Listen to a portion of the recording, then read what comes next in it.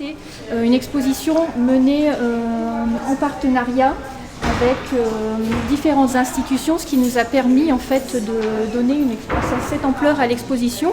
Et ça commence par déjà ici cet obus, un obus de 420. Les obus sont déterminés par leur calibre, c'est-à-dire en fait leur diamètre. Donc cet obus fait 40 cm de diamètre. C'est le plus gros calibre tiré par l'armée française pendant la Grande Guerre. Pour ceux qui connaissent ce musée, vous me direz, oui, mais dans le parcours permanent, il y a un obus encore plus gros de 520. Alors c'est vrai qu'à la fin du conflit, en 1918, il y a eu des études pour développer un calibre de 520, donc 52 cm, mais ils n'ont jamais été tirés au cours du conflit. Donc ça, c'est vraiment le plus gros obus tiré par l'armée française. C'est des pièces, et vous verrez beaucoup d'obus dans l'exposition. Ce sont des pièces qui sont essentiellement venues des réserves du musée. Donc ça a été aussi le moment pour nous de faire des recherches dans nos collections non exposées, de les étudier, de les documenter. Un certain nombre de pièces, donc les obus viennent du musée du déminage, de la sécurité civile. Donc ce sont les démineurs qui ont des collections de travail ou des collections d'études qui nous ont prêté un certain nombre d'obus. Et puis nos autres prêteurs, ce sont le musée de l'armée, le musée du fort de Seclin et quelques collectionneurs privés. Donc ça, je vous les détaillerai tout au long du parcours.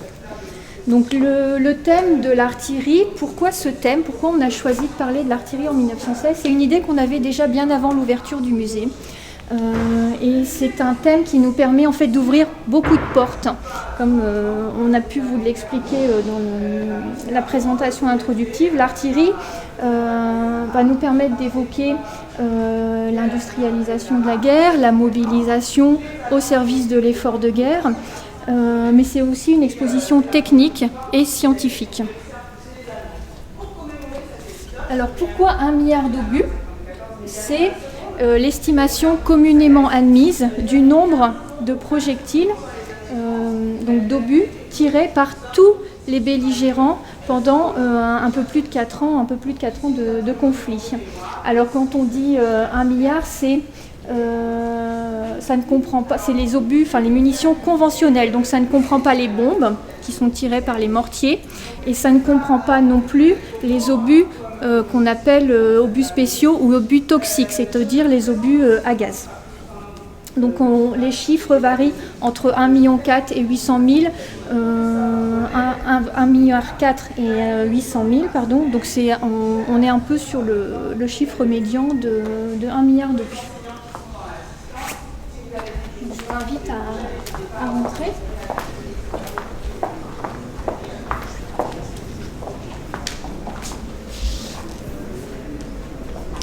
Donc on ne voulait pas faire une exposition qui soit un catalogue ou un inventaire de tous les canons qui ont servi pendant la Grande Guerre.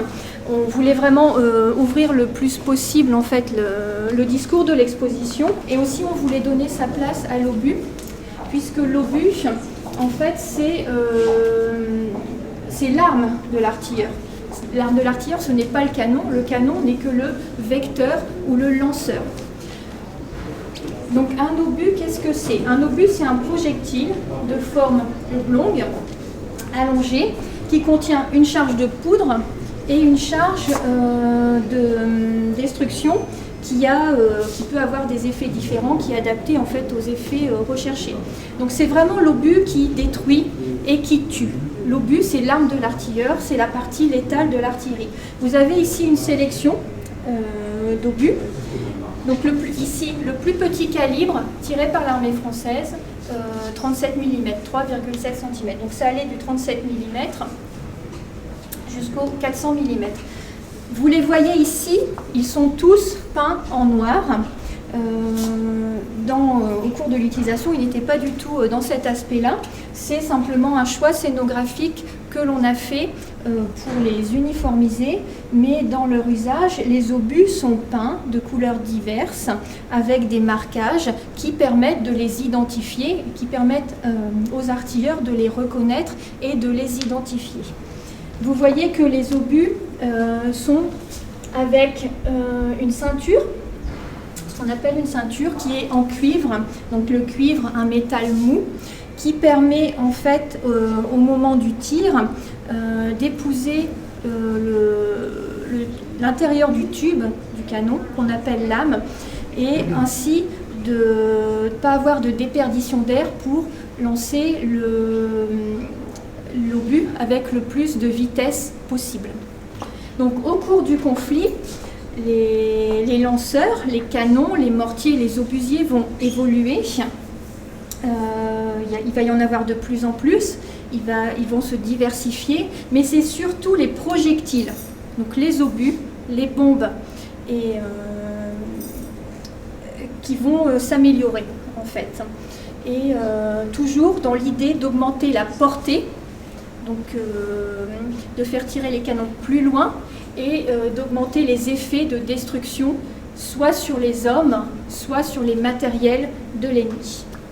Et aussi l'obus, pendant la Grande Guerre, ça constitue la principale production de l'industrie de guerre. Il faut produire, il faut fabriquer des canons, il faut fabriquer des cartouches, mais il faut surtout fabriquer des obus pour en tirer le plus possible sur l'ennemi, sur l'adversaire.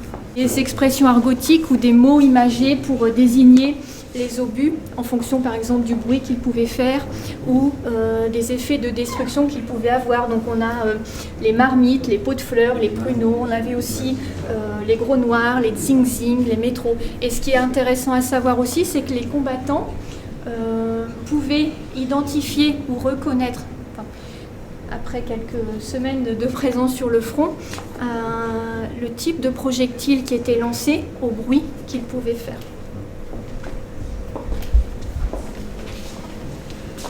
Donc les canons sont servis par des hommes qui sont dans l'arme artillerie, donc une arme qui est présente sur le champ de bataille depuis le XIIIe, XIVe siècle, et qui est, au moment de la Grande Guerre, ce qu'on appelle une arme savante. Savante parce que servir dans l'infanterie nécessite des prérequis scientifiques, techniques, mathématiques. Les officiers d'artillerie sont souvent issus d'écoles d'ingénieurs et notamment polytechniques, tandis que la troupe, les hommes qui servent les canons, sont instruits et ont cette fierté de leur arme. Vous avez ici quelques objets qui vous présentent l'homme artilleur, l'artilleur qu'on surnommait l'artiflot. Donc la chanson de tradition de l'arme, c'était l'artilleur de Metz, une chanson grivoise dont les paroles ont été aujourd'hui un peu adoucies et édulcorées. On a également les livres d'un artilleur qui a servi pendant la Grande Guerre, peut-être un des plus connus. On avait beaucoup d'officiers, Foch par exemple était artilleur, on a aussi beaucoup d'hommes de troupe. Et celui-ci, c'est Paul Lintier.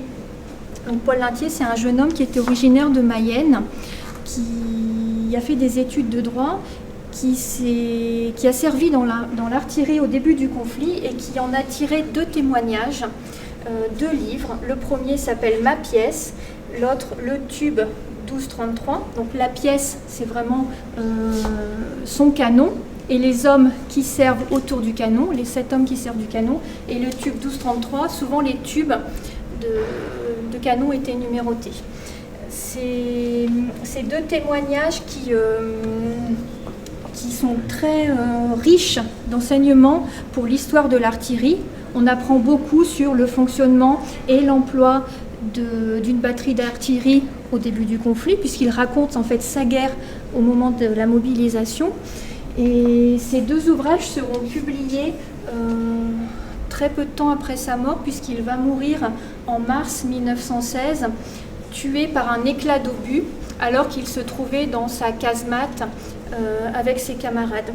Son premier livre, Ma pièce, va concourir pour le prix Goncourt en 1916.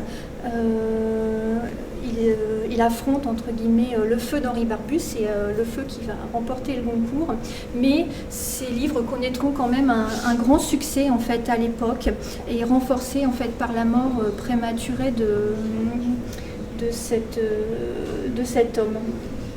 Vous avez également un autre objet qui évoque l'artilleur, l'arme artillerie, c'est ce casque d'essai. Donc, avant-guerre, vous savez qu'après la guerre de 70, il y a toute une réflexion pour modifier, améliorer les tenues, les uniformes et les équipements de l'armée française. Ça vaut aussi pour l'artillerie.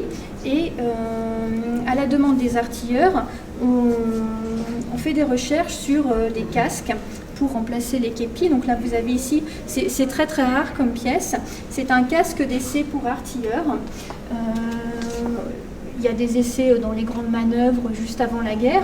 Il y a aussi certaines unités qui sont dotées de ce casque au début du conflit, notamment aux alentours des unités qui servent aux alentours des marais de Saint-Gon. C'est là qu'il a été récupéré et ramassé. Simplement, malgré ses essais, malgré les qualités techniques qu'on lui reconnaît, il ne sera jamais adopté et la plupart des artilleurs, la grande majorité des artilleurs rentrent en guerre avec le képi traditionnel. Et enfin, une dernière pièce qui peut montrer la fierté des hommes qui servent dans l'artillerie, c'est un bracelet d'identité d'artilleur. Vous savez que tous les soldats avaient une plaque d'identité avec leur numéro, mais celle-ci, c'est un achat personnel, une fantaisie en fait, destinée aux soldats qui servent dans l'artillerie. Et dessus, on voit l'emblème de l'arme, c'est-à-dire les deux canons, l'emblème de l'arme artillerie, les deux canons croisés.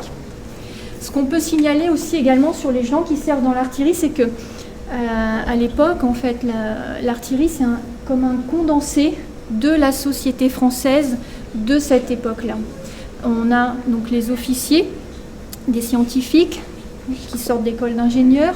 On a les hommes qui servent autour du canon, à qui on demande des compétences techniques, mécaniques. Donc ce sont le plus souvent des ouvriers issus des régions urbaines ou industrialisées du nord ou de l'est de la France. Et puis aussi l'artillerie, c'est le cheval, avec la place du cheval. Et dans l'artillerie, on a énormément de personnel pour prendre soin des chevaux ou pour prendre soin du matériel en lien avec les chevaux, sur les roues, sur les cuirs, donc des maréchaux ferrants, des bourreliers, des charrons. Donc c'est vraiment l'artillerie en 1914, une petite synthèse en fait de la société française de l'époque. Donc, je reviens sur les obus. Les deux principaux obus à l'entrée en guerre pour le canon de 75, c'est l'obus à balles et l'obus explosif. Donc vous les avez ici en coupe. C'est des collections didactiques qui nous permettent en fait de mieux comprendre qu'est-ce qu'une munition d'artillerie. Donc là, la munition d'artillerie est encartouchée, c'est-à-dire qu'elle a sa douille et sa fusée. Jusqu'au calibre de 105, les munitions étaient encartouchées, c'est-à-dire que la charge de propulsion, la charge qui faisait partir l'obus, était fixée à l'obus. Donc vous avez ici ce qu'on appelle plus communément le shrapnel, on en a souvent dans les témoignages des combattants. Donc c'est un principe de munition qui a été inventé par un officier d'artillerie britannique au début du 19e siècle. Il s'appelait Henry Shrapnel et c'est un obus qui est composé de balles de plomb compactées dans de la sciure de bois. C'est un obus qui explosait à une distance et une hauteur qui avaient été calculées et réglées grâce à la fusée qui se trouve ici. Et ici, donc ça constituait à peu près, à l'entrée en guerre, au début du conflit, 60% de la dotation en munitions des troupes. L'autre type d'obus, c'est cet obus explosif Donc ça, c'est un obus qui contient un explosif depuis les années 1880 qu'on appelle la mélinite, donc qui est un explosif extrêmement puissant. Et la particularité de cet obus, c'est qu'il est percutant, il explose à l'impact. Au cours du conflit, les chargements, donc les charges de destruction des obus vont se diversifier. On va avoir des obus fumigènes, par exemple, pour masquer le champ de bataille, des obus incendiaires, des obus à fragmentation, et puis surtout, on va avoir des obus toxiques qui vont, à la fin du conflit, en 1918, représenter à peu près un quart des obus tirés. Au-delà du calibre de 120, les munitions ne sont plus encartouchées. La charge de propulsion est contenue dans des petits sacs ou des gargouzes. Donc elles sont indépendantes. Là, l'avantage, c'est qu'il y a une facilité de manipulation qui permet d'augmenter, en fait, de tirer plus vite et plus longtemps. Lors du transport, les obus ne contiennent pas encore leur fusée. Ils sont souvent fermés par une petite fusée en bois et la fusée est mise au dernier moment en fonction des ordres de tir des officiers. Et si vous permettez, donc la fusée est réglable, là vous voyez tout un système de réglage qui est réglable par ce qu'on appelle le déboucheur, qui est l'artilleur spécialisé, qui va régler donc avec un outil spécial, en introduisant l'obus tête en bas, il va régler la distance, il va régler le temps d'explosion, etc. Oui, alors en effet c'est autour du 75, donc ça c'est des obus qui sont tirés par le canon de 75, autour du 75, il y a 7 hommes, chacun a sa fonction déterminée pour servir la pièce. C'est ce que vous pouvez découvrir ici. Donc ça vaut vraiment pour ce canon emblématique de l'armée française d'avant-guerre. Donc servi par 7 hommes, avec chacun un rôle bien précis. Et ça constitue une unité, un peu comme l'escouade pour l'infanterie. C'est 7 hommes qui vivent en commun, qui servent la pièce en commun.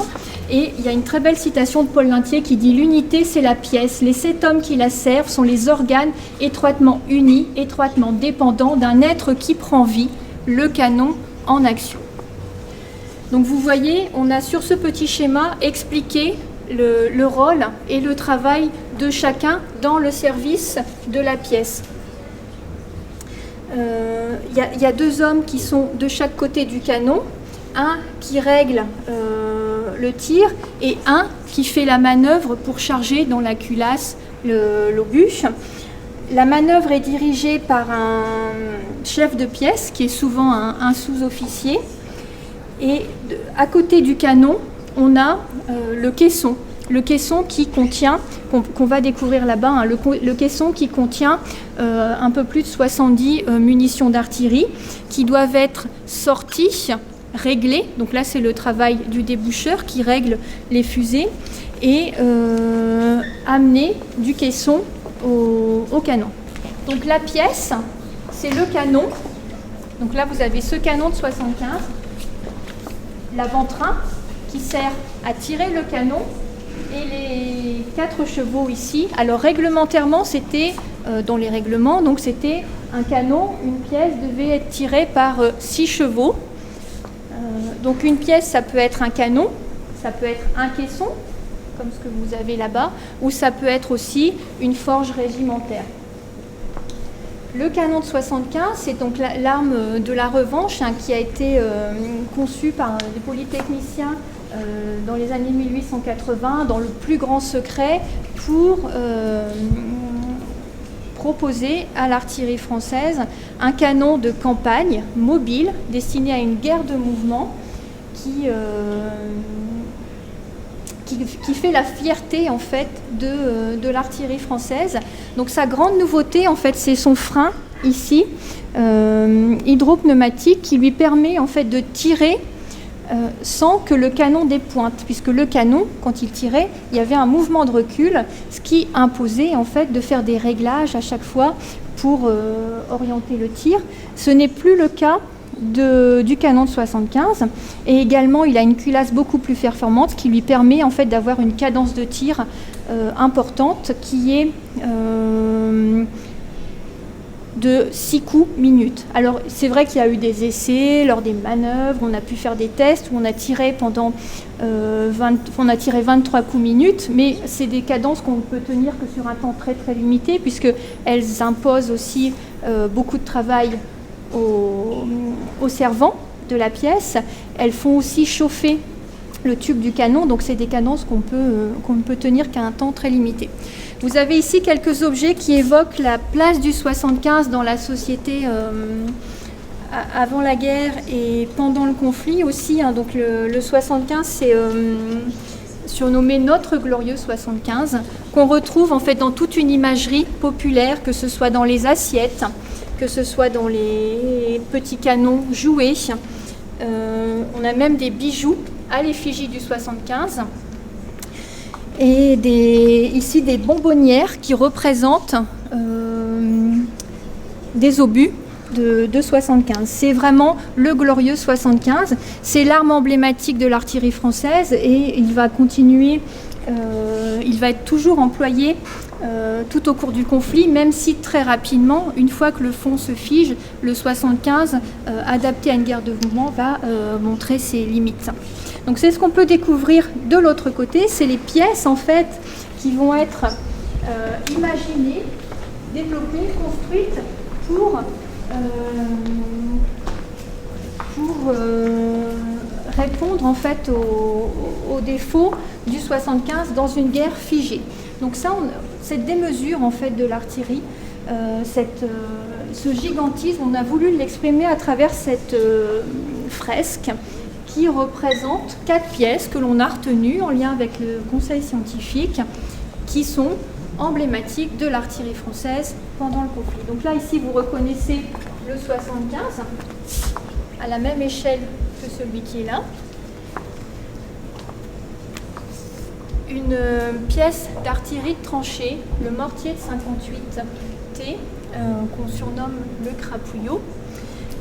Le canon de 155, grande portée Fillou, et la grande pièce là, c'est une pièce d'artillerie sur voie ferrée, puisque le calibre augmentant, on va mettre les canons sur des pièces d'artillerie pour faciliter la mobilité. Alors je reviens sur le canon de 75 qui n'est pas adapté en fait à une guerre figée. Et dès l'automne 14, en fait, les soldats français qui se sont enterrés dans les tranchées n'ont pas de moyen de répondre aux tirs des mortiers allemands. Les tranchées sont séparées d'une centaine de mètres, quelquefois plus, quelquefois moins, et le canon de 75 tire à environ 4 km. Il manque en fait d'une artillerie à tir courbe, comme ça, pour atteindre l'adversaire. Donc le premier palliatif, ça va être la fabrication par des soldats ingénieux ou des brouillards de mortiers rustiques, rudimentaires, comme le lance-mine Gattard ou ce mortier Célérier. Donc c'est un capitaine, un Célérier, qui va le concevoir. C'est un tube d'obus de 77 et il s'est rendu compte en fait que à l'intérieur on pouvait placer facilement un obus de 67 de montagne, et c'est une arme qu'on peut usiner très très facilement en deuxième ligne et qui permet d'utiliser des munitions que l'on possède et que l'on a déjà. Donc on va avoir d'abord des solutions comme ça rustiques avant que de véritables mortiers soient étudiés et adoptés par l'armée. Donc ça c'est dans un deuxième temps, c'est ce type de pièce, donc le mortier de 58T numéro 2, qui tire non pas des obus mais des bombes, parce qu'il a des ailettes. C'est une arme, l'artillerie de tranchée en fait, c'est une arme qui va connaître son plein développement pendant le conflit et qui va s'arrêter complètement à la fin de la guerre. Il n'y aura plus d'artillerie de tranchée. La particularité aussi, c'est que les munitions d'artillerie de tranchée ont une charge de destruction beaucoup plus importante que les obus conventionnels. Donc les lanceurs sont surnommés crapouillots en raison de la forme de crapaud qu'ils ont, et les personnels qui les servent sont également surnommés crapouillots. On a travaillé sur l'exposition avec deux classes, une classe de CM2 et une classe de lycée, à qui on a demandé aux élèves en fait de poser des questions, après une petite présentation de l'exposition, sur l'artillerie, des questions très simples. Donc ça, vous pouvez le retrouver, les réponses qui ont été données par des membres de notre conseil scientifique, vous pouvez le retrouver tout au long du parcours, que ce soit sous cette forme-là, physiquement, ou alors au travers d'audiovisuels. Donc tirer au canon, c'est pas quelque chose de simple, ça demande donc des connaissances. L'opération est mise en œuvre et menée en fait par des officiers qui vont faire tous les calculs adaptés aux ordres qu'ils reçoivent pour déterminer en fait quelle munition on met dans le canon, quel est l'angle de tir et comment se fait le calcul. Donc il y a un certain nombre ici d'instruments d'artilleurs qui permettent en fait de régler ce tir. Donc, sans rentrer dans les détails techniques qui peuvent être assez compliqués, les officiers disposent en fait de carnets de tir qu'ils adaptent en fait grâce à cette pièce. En fait, ils peuvent adapter leurs ordres de tir en fonction de la météo, des conditions atmosphériques, de l'usure du canon, de l'usure du tube du canon. Donc ça, on a ici une petite réglette. C'est un objet vraiment exceptionnel en fait, qui permet, en fonction de la température qu'il fait, en fonction de la pression atmosphérique, de donner et d'adapter les ordres de tir. Ce qui est important aussi pour l'artilleur, les artilleurs, c'est le temps, la mesure du temps, puisque quand on prépare une attaque, il faut que les attaques soient bien coordonnées et que toutes les batteries aient la même heure. Donc vous avez ici deux montres d'artilleurs. Je reviens sur le canon de 75. Le canon de 75, donc je vous expliquais le caisson, vous en avez un ici, un caisson de canon de 75. Donc ça c'est une pièce tout à fait exceptionnelle. Il en reste très très peu en France. C'est un prêt d'un collectionneur privé, le musée du Fort de Seclin, qui l'a restauré spécialement pour nous et pour l'exposition. Donc vous voyez, c'est comme une armoire qui contient 4 blocs dans lesquels se trouvent les obus. Les obus encartouchés avec leurs douilles. Et vous voyez qu'un certain nombre de marquages en noir ou de numéros permettent aux servants de connaître et d'identifier le contenant des douilles d'artillerie.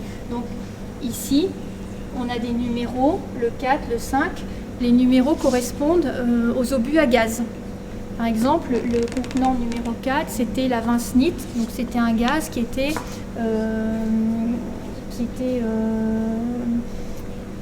rempli, en fait, chargé dans des usines qui se trouvaient à Vincennes.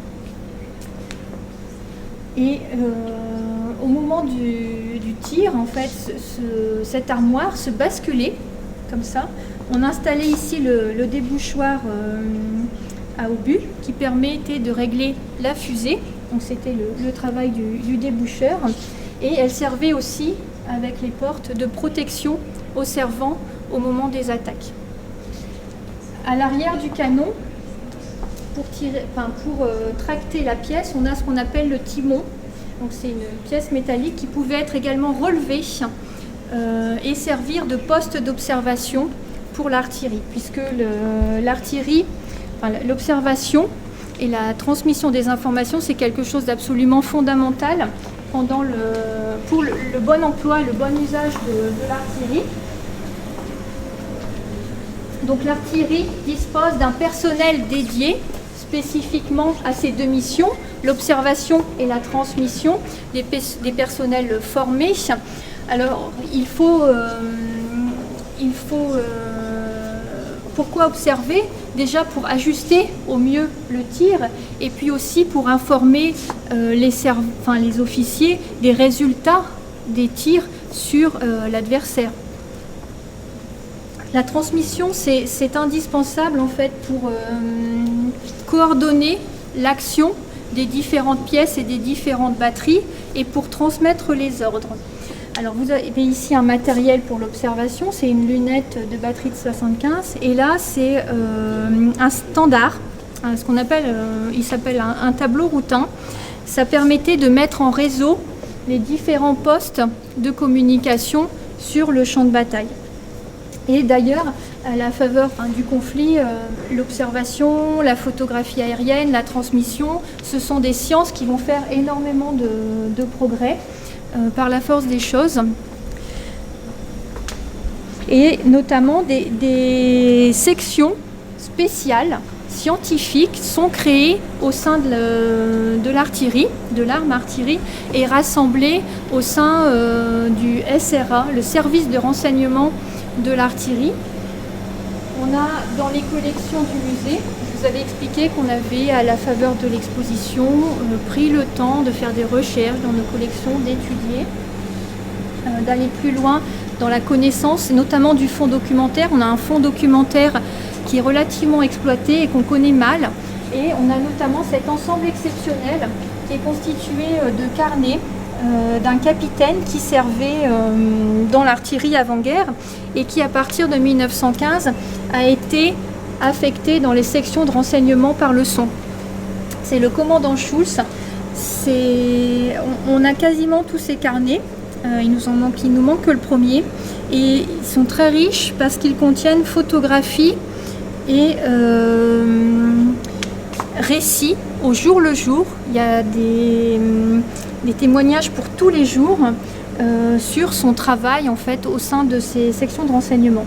Ce travail a été valorisé notamment dans le catalogue de l'exposition au travers d'un rendu en fait sur toutes les informations qui sont transmises.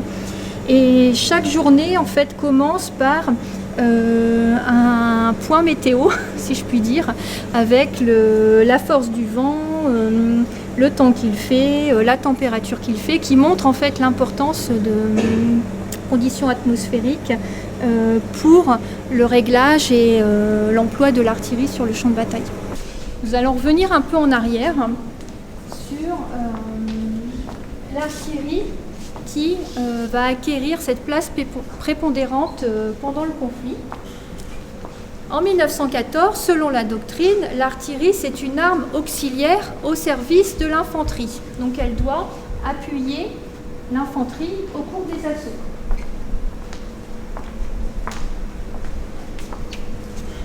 Mais cette doctrine va se révéler totalement inadaptée aux nouvelles conditions du conflit. Donc en 1914, on se rend compte, dès août 14, que cette doctrine, cette tactique de l'appui de l'infanterie par l'artillerie, sans préparation préalable, ne conduit qu'à l'échec et à de graves hécatombes. Dès la fin d'août 14, le commandant en chef des armées françaises, Joffre, indique qu'il faut maintenant préparer l'attaque par l'artillerie. Et en septembre 14, l'artillerie va voir ses missions se diversifier et son rôle sur le champ de bataille se renforcer. Donc on va lui demander de tirer par exemple plus loin. Au lieu de tirer à 4 km, il faudra qu'elle tire à 7 km. On va utiliser l'artillerie aussi pour arrêter certains mouvements offensifs ennemis. Et on va utiliser l'artillerie pour protéger les troupes françaises lors de la retraite. On a voulu évoquer dans l'exposition 3 grands moments pendant le conflit de l'usage de l'artillerie. Donc on a ce tableau, ce grand panorama qui a été peint par Alexandre Bloch qui s'appelle Main 14, où on voit ici une batterie de 75 avec différentes scénettes qui montre des combats de la bataille de la Marne.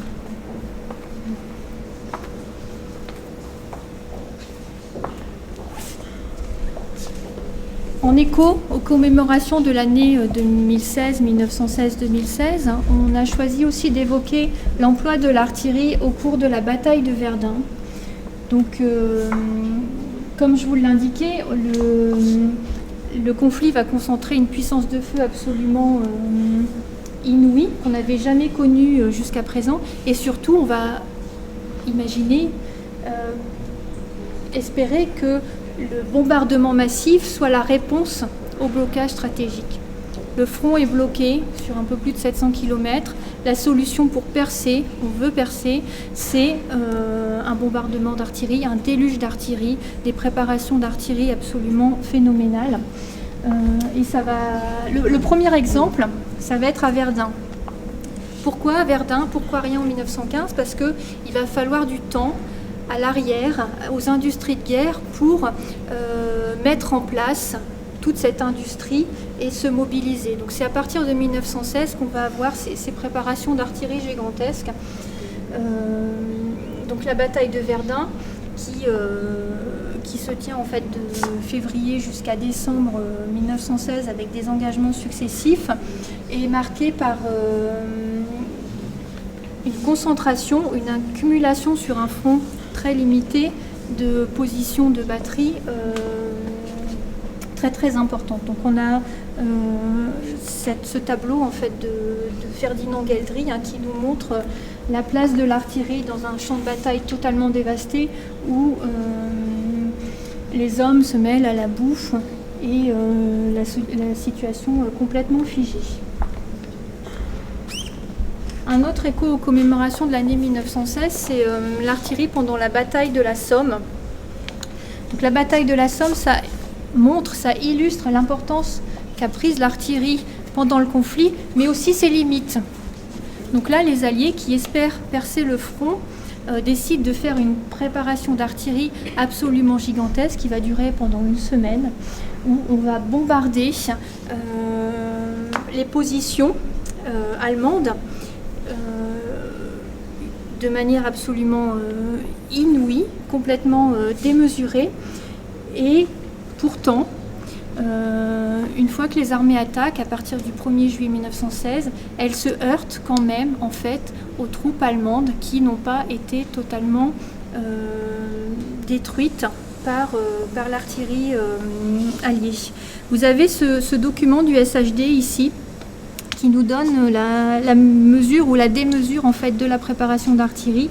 Donc c'est un document qui donne les chiffres sur la consommation en munitions d'artillerie de divers calibres faites par les armées de la Somme du 24 juin au 5 août.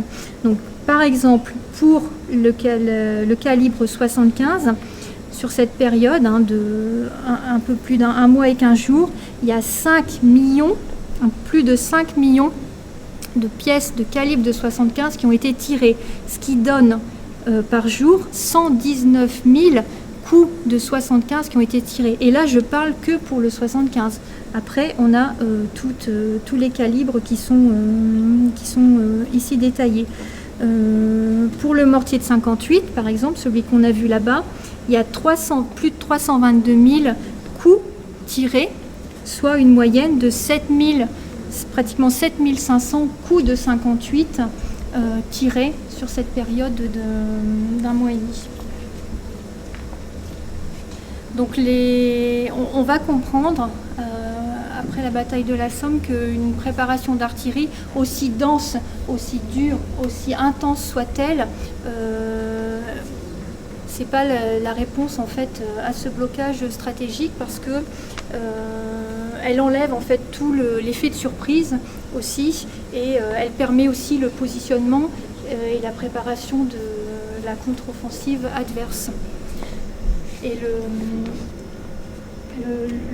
la concentration la plus importante de l'artillerie française, ça va être en 1917 à la bataille de la Malmaison, où là on aura un canon, une pièce d'artillerie. On va concentrer encore plus les pièces, on aura une pièce tous les 6 mètres.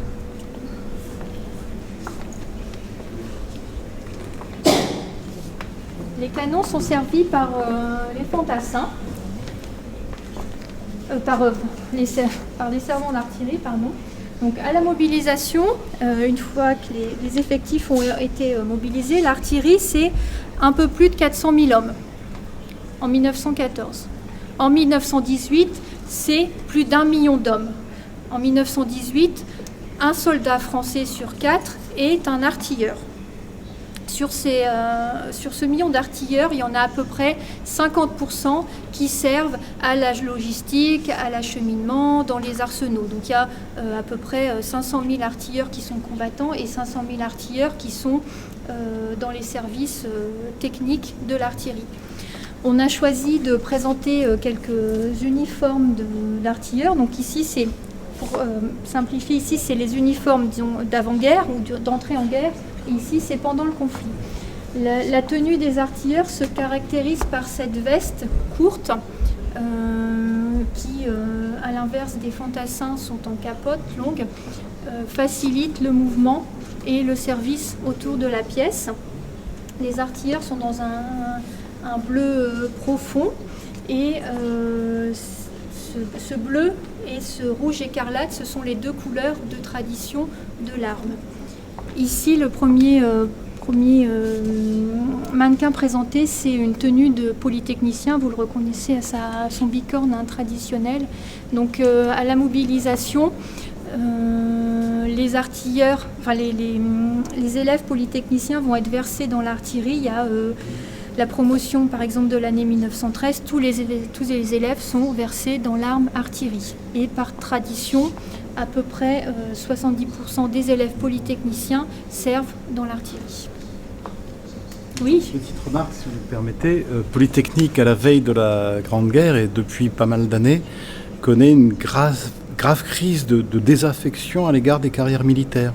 C'est-à-dire que nous sommes déjà à l'époque où Polytechnique ne débouche plus forcément sur une carrière militaire parce que les carrières civiles sont, notamment dans le privé, sont déjà financièrement bien plus profitables, si vous voulez, que dans l'armée, que les soldes militaires. Il faut se souvenir qu'un militaire de carrière de la veille de la guerre 14 est mal payé. Les soldes sont très très en retard. Un sous-lieutenant gagne 1500 francs par an, nous en parlions tout à l'heure.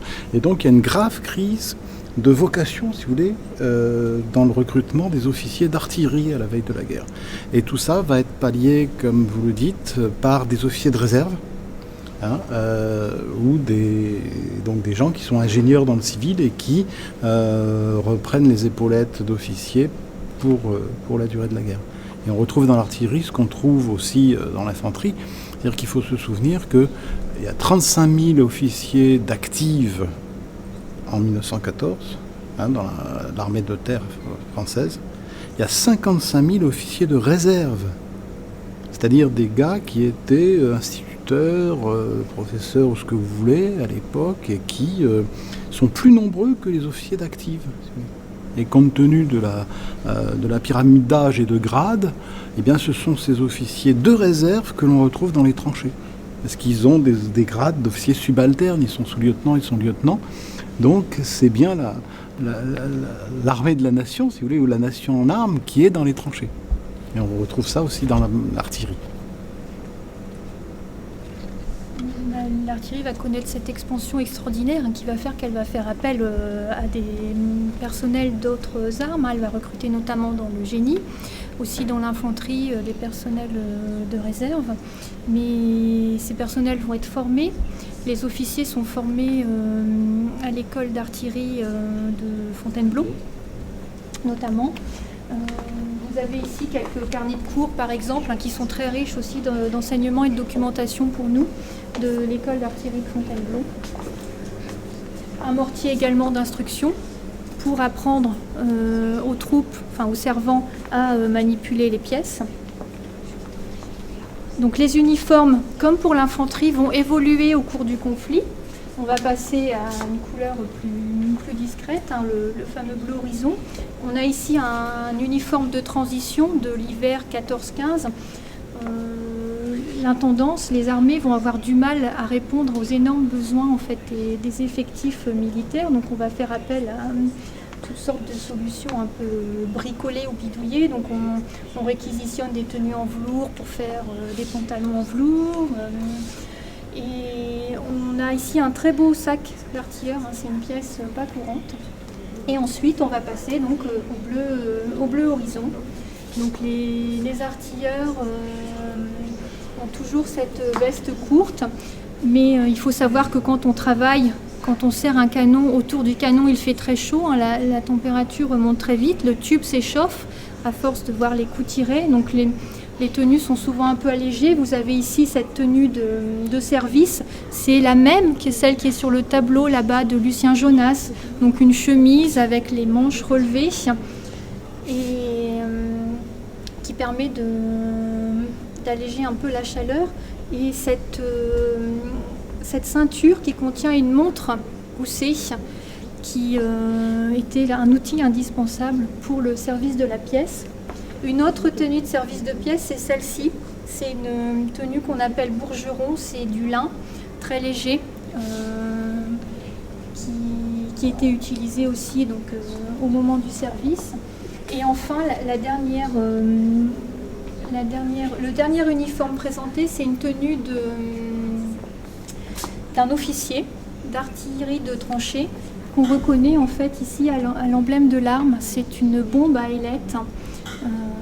Donc ça c'est un uniforme qui est tout à fait identifié puisqu'il nous a été donné par une dame qui habite à Meaux et qui lui vient d'un aïeul qui s'appelait Monsieur Faure et qui a servi dans l'artillerie de tranchée. Donc évidemment l'artillerie c'est la production, c'est l'armement, mais surtout l'artillerie c'est beaucoup de peur, de souffrance et de traumatisme en fait pour les soldats qui subissent le feu et le bombardement. Parce que l'obus l'obus inflige la mort, hein. L'obus tue, l'obus déchiquette, l'obus peut ensevelir aussi vivant. L'obus pouvait donner la mort de différentes manières. Donc il y a une des peurs les plus importantes pour le combattant, c'était d'être enseveli vivant alors que réfugié dans son abri, dans sa cagna, il voit la terre s'ébouler sur lui. Donc c'est pour ça que les hommes souvent essayaient de se protéger, mais tout en étant proches de la sortie pour pouvoir s'extraire en cas de bombardement. Donc cet espace en fait nous montre quelques exemples, en fait, quelques images qui représentent les dégâts de l'artillerie sur le corps, sur les corps. Expérience profondément terrifiante et terrible pour le combattant. Donc l'obus, l'éclat d'obus, l'artillerie, c'est la cause de 7 blessures sur 10, 2 tiers des blessures au cours du conflit. Donc un obus de 75, quand il explose, quand il se fragmente, il donne à peu près une centaine de petits éclats comme ça, qui blessent et qui tuent. Donc ça c'est la vraie résultante en fait d'une explosion d'un obus de 75, hein, c'est le service de déminage qui a fait exploser un obus et qui nous montre en fait le résultat de cette explosion, donc cette centaine de petits éclats. L'obus aussi peut tuer également par l'effet de souffle hein, qui le provoque ou par l'effet de destruction.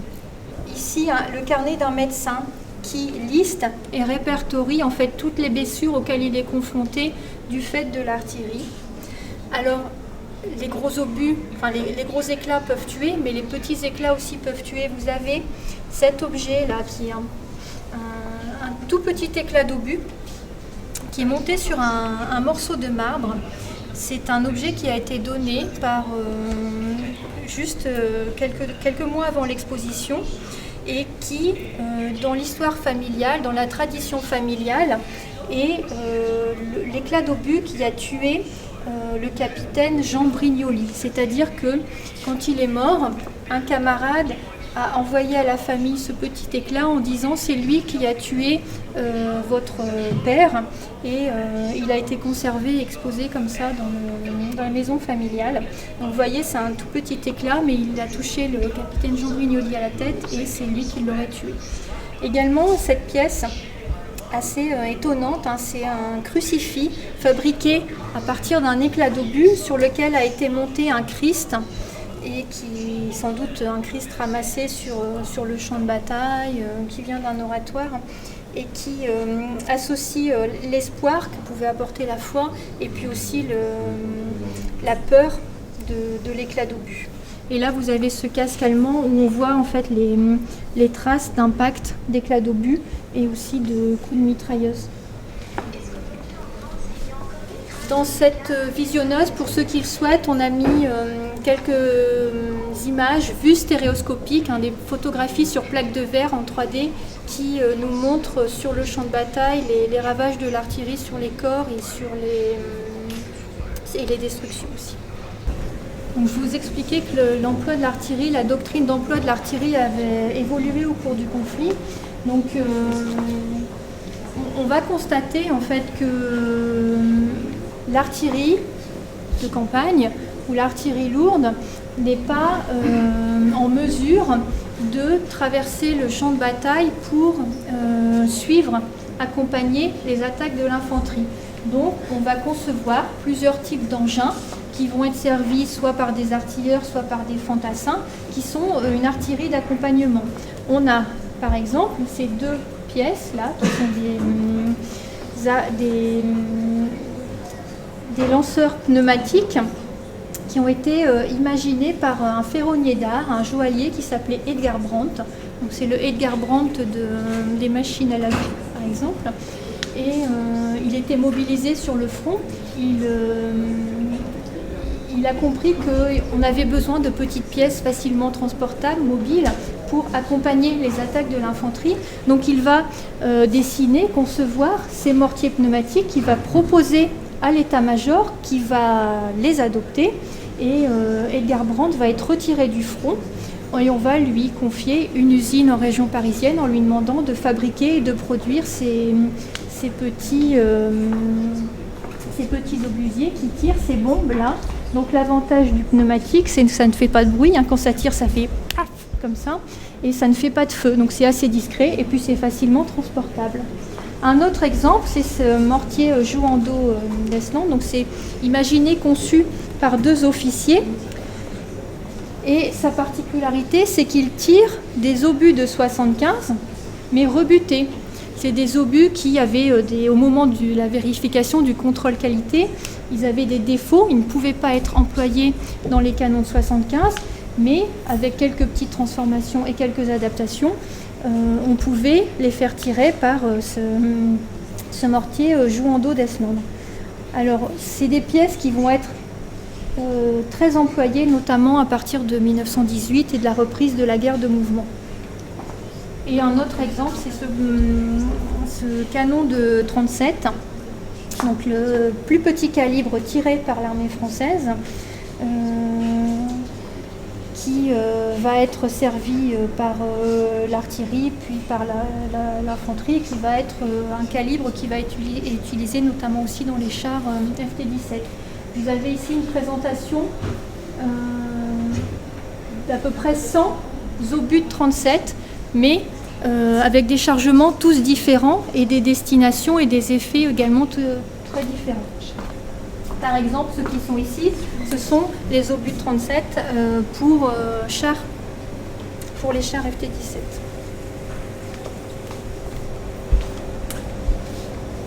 Puisque le char en fait naît de la volonté de faire se déplacer un canon sur le champ de bataille.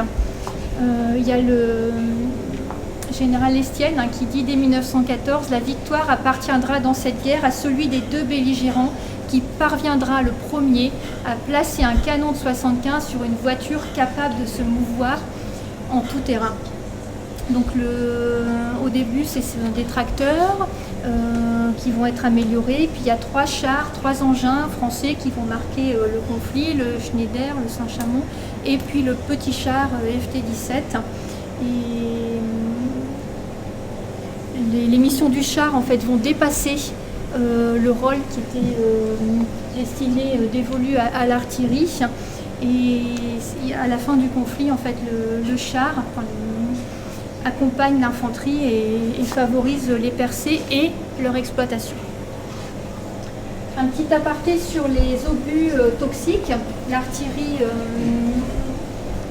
à gaz. Donc, ce sont les Allemands qui emploient les gaz sur le champ de bataille d'Ypres en avril 1915.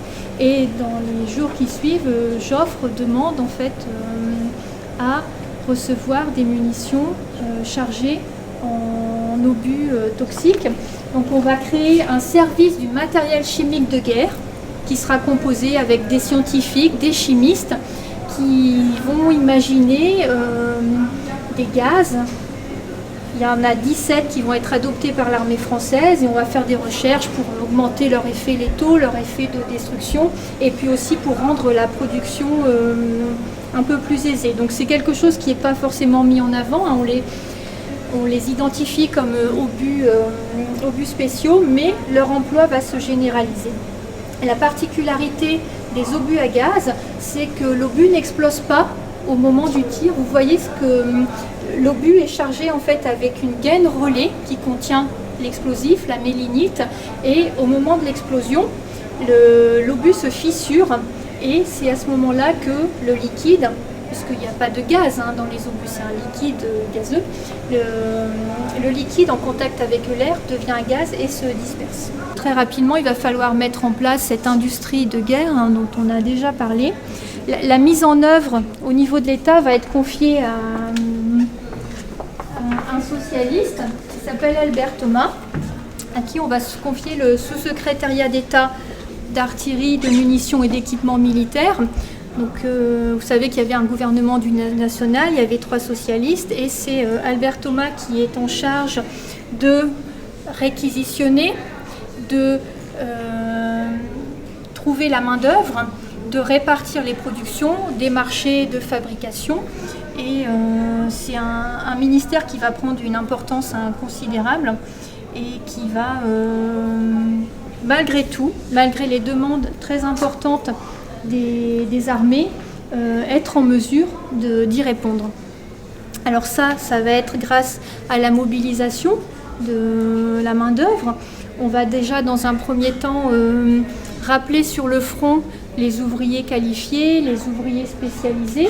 Donc ça va être les affectations spéciales. En 1915, il y a 500 000 ouvriers spécialisés qui sont rappelés pour travailler à l'arrière dans les usines de guerre. On va aussi faire appel à la main-d'œuvre féminine. Vous avez par exemple, c'est illustré au travers cette publication, le bulletin des usines de guerre. Donc c'est une publication qui a été proposée par le sous-secrétariat d'État à l'artillerie aux munitions. C'était un journal qui donnait l'actualité des usines de guerre. Et ici est présentée les installations ouvrières à la poudrerie de Sevran-Livry. Et on voit qu'ont été installées des salles d'allaitement et des crèches. Pour répondre à ces besoins, en fait, il y a une nouvelle organisation sociale qui va être mise en place dans les usines pour faciliter le travail des femmes. Vous l'avez également au travers ce beau document qui est une compilation fabriquée par les usines Rateau à la fin du conflit. Donc les usines Rateau, c'est des usines qui se trouvent à La Courneuve et on a une sélection de photographies qui montrent le processus de fabrication des obus. Donc c'est une succession de photos à partir de tubes en acier jusqu'au contrôle qualité sur les obus fabriqués. On va également faire appel à une main-d'œuvre étrangère, que ce soit des travailleurs chinois, vietnamiens, également travailleurs grecs. Dans nos collections, on a retrouvé une carte d'identité d'un ressortissant grec qui vient travailler en France à l'effort de guerre. Alors au cours de l'année, à la fin de l'année 1914 et l'année 1915, on va demander tellement aux usines, aux ateliers pour fabriquer au service de l'effort de guerre que quelquefois c'est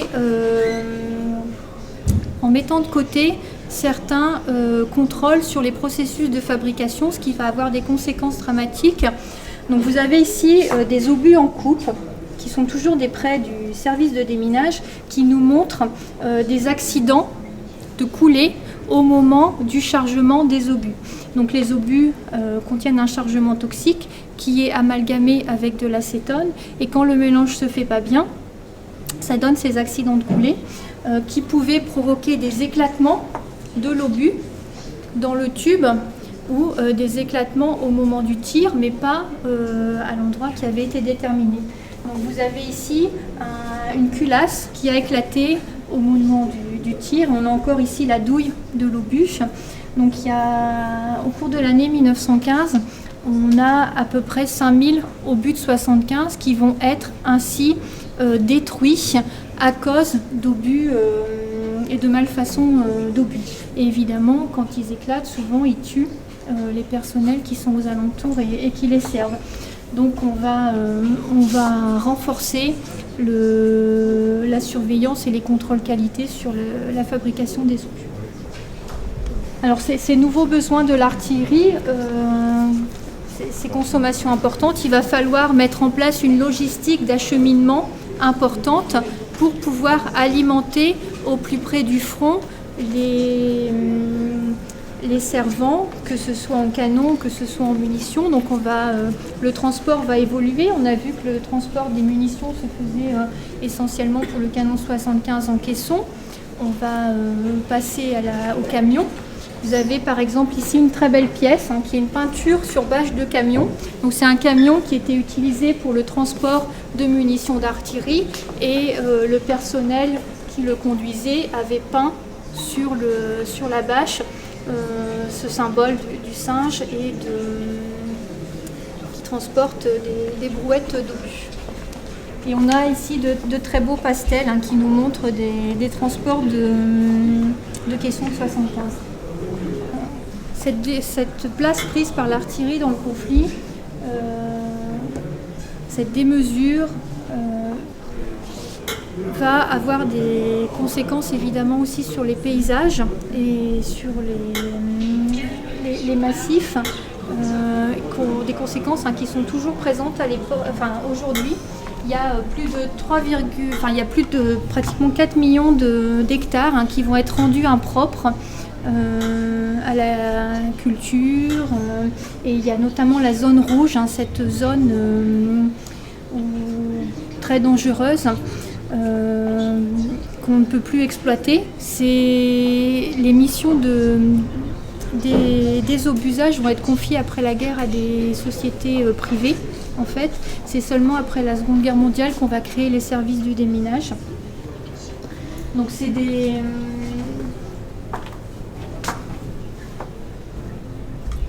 champs de bataille en fait de l'époque, certains ont été reboisés mais conservent toujours les traces des ravages de l'artillerie. On pense notamment au paysage autour de Verdun où on voit encore les trous d'obus. Et on a aussi des traces qui existent encore comme des bois, des arbres qui sont percés comme ça d'obus. Et pourtant, ils ont continué à pousser, même traversés de fusées ou traversées de corps d'obus. Et puis on souhaitait évoquer le service du déminage à travers la présentation d'un casque de démineur, puisque les démineurs, les services du déminage ramassent encore aujourd'hui pratiquement 500 tonnes de munitions, dont 300 tonnes de munitions de la Première Guerre mondiale. Les services du déminage qui n'interviennent que sur demande, c'est-à-dire qu'il n'y a pas de dépistage ou de ramassage systématique, parce que sinon ils ont calculé qu'il leur faudrait 7 siècles en fait pour ramasser toutes les munitions de la Première Guerre mondiale qui se trouvent encore sur le champ de bataille.